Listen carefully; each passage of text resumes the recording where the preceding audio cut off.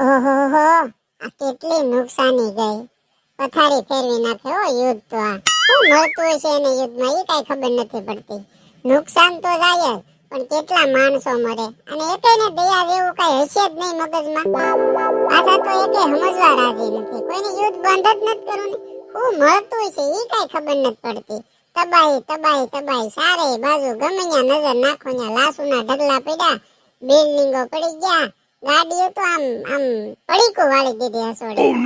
આ નુકસાની કેટલી છે, આ કોણ ભોગવવાનું? કોઈને સમજવું જ નથી, બધાને યુદ્ધ જ કરવું છે.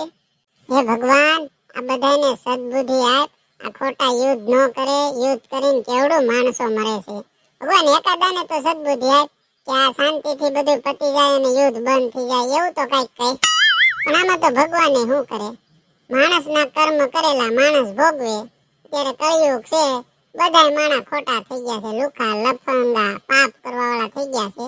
તો પછી ભગવાનને ગમે એ રીતે દુનિયામાંથી માણસો ઓછા તો કરવા. આ પાપ ભરાઈ ગયો એવું લાગે છે હવે બધાય. એ જીગુ ભાભી, તમે અહીંયા શું કરો છો? ઘર ભેગા થાવ, બંકરમાં જાવ, હમણાં પાછી મિસાઈલ આવી છે, હુમલો થાય. કાળુ તું અહીંયા ક્યાંથી? એટલો બધો કાળો કેમ થઈ ગયો? ઓલી મિસાઈલ મારી હતી એની આજુબાજુમાં કે ઉભો તો? કાળો ધુવાડો નથી લાગી ગયો ને? તારું મોઢું તો જો કાળિયો રેડો થઈ ગયો. એવી તમે ફાલતુ વાત કરો માં, અને સાનામુના ઘર ભેગા થાવ, હાલો ફટાફટ બંકરમાં. આગળ પાછું આ બોમ્બ ફેંકવાના જ છે.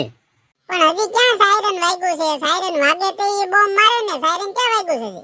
એ મારે કઈક કહેવાય જાય, સાયરન ની વાટ ન જોવાય. આમાં વગર સાયરન ની ધડાકા મારે છે. આ તમે પાછળ જોતા નથી કેટલી તબાહી મચી છે? જીવ બસાવ તો સાનમુના ઘર ભેગા થાવ ને બંકરમાં વયા જાય. એમને કાળો તું મને ઈ તો કે એટલો બધો કાળિયો કેમ થઈ ગયો?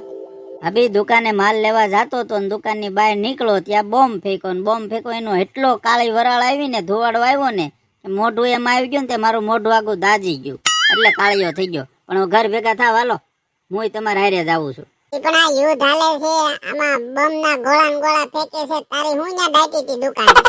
જરૂરી સામાન લેવા જોતો, મારે ઘટતો તો એટલે જાવું નહીં. તમારે શું અહીં કામ છે? તમે શું વાતુના ફણકા જીકતા હતા એકલા, ઈ કયો નહીં? તો 15 દી થયા ઘરની બહાર નહોતી આવી, એટલે આજ મેં કીધું જોઈ આવું યુદ્ધમાં કેવી તબાહી મચી.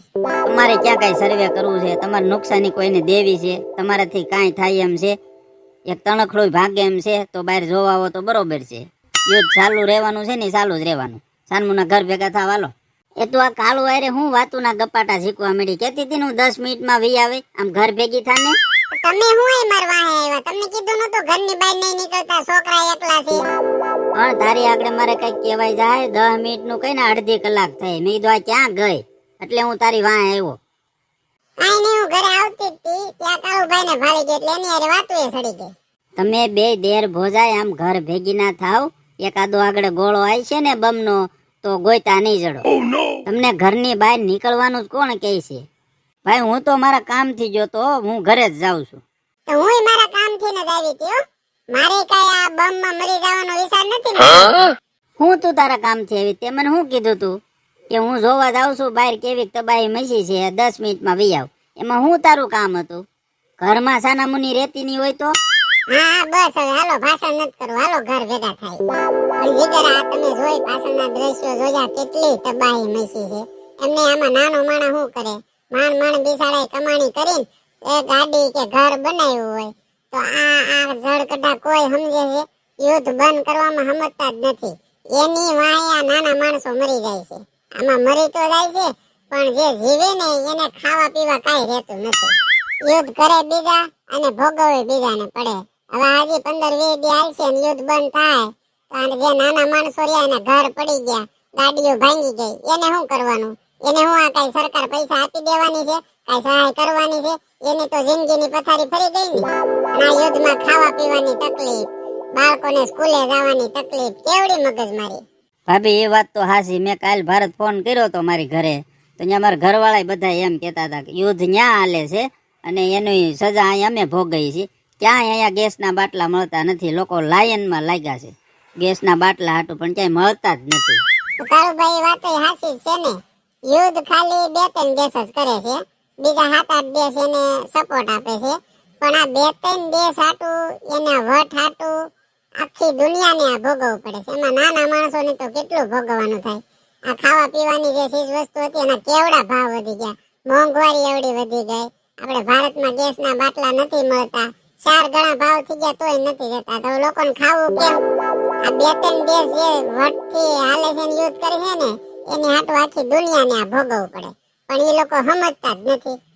એ તમે બે બંધ થાવ, તમારો જે કાંઈ વાર્તાલાપ હોય ને એ ઘરે જઈને કરજો. સાનમુના હાલો, જો આ સાયરન વાગવા મળ્યું, હમણાં જ મિસાઇલનો ગોળો આવી છે. સાનમુના ઘર ભેગા થાવ હાલો. આવી ગયા મોટા બે, કેમ જાણે બે નાથી યુદ્ધ બંધ રહી જતું હોય એવી વાતો એ સડી ગયા. અમારાથી યુદ્ધ બંધ ન થાય, પણ આ જોઈને બળતરા તો થાય કે નહીં? એકબીજા વાત કરીને થોડું ટેન્શન હળવું કરી. ટેન્શન ઘરે જઈને હળવું કરજો. સાનામુના હાલો, આગળ ગોળો આવી છે ને તો તણમાંથી એકે જીવતા નહીં રહી અને ઘરે છોકરા વાટ જોતા રહી જાય. હાલો સાનામુના ઘર ભેગા થાવ. હા એ વાત સાચી છે. હાલો ભાભી હાલો, સાનામુના ઘર ભેગા થાય. કઈ આમાં મિસાઇલ આવી જાય ને કઈ હુમલો થાય ને કાંઈ ખબર નથી પડતી. હા હાલો હાલો, સાનમુના બંકરમાં વિયા જાય. ખાવા પીવાનું છે હજી એટલે ઉપાધિ નથી કાંઈ. પણ હવે આ 2-3 દેશના જે મોટા નેતા છે ને એને કોઈ સમજાવે ને તો સારું. ભગવાન હવે આ યુદ્ધ બંધ કરાય, નાના માણસો આમાં મરી જાય. હાલો હવે આવ મોર, તમે ઘરે જાય. પેલા તમે બે મોર થાવ તો પછી હું પાછળ આવું છું. હાલો હાલ કાવ, આપડી બે મોર થાય. તારો ભાઈ કાઈ એમને સમજશે નહીં, એને આપણી પર વિશ્વાસ જ નથી. વિશ્વાસ ક્યાંથી હોય? તમને બેને તો આ મજાક જ લાગે છે, રમત જ લાગે છે. એકાદી મિસાઇલ આવીને ફૂટશે ને તો એ ખબર પડશે. દોસ્તો આ વિડીયો ખાલી હસી મજાક માટે જ હતો, કોઈએ સિરિયસ લેવો નહીં. અને તમારું શું કહેવું છે? યુદ્ધ બંધ થઈ જાય તો જ સારું ને? કમેન્ટ જરૂર કરજો. વિડીયો સારો લાગ્યો હોય તો બધા લોકો સુધી શેર કરજો. આવજો બધા. જય શ્રી કૃષ્ણ, જય માતાજી.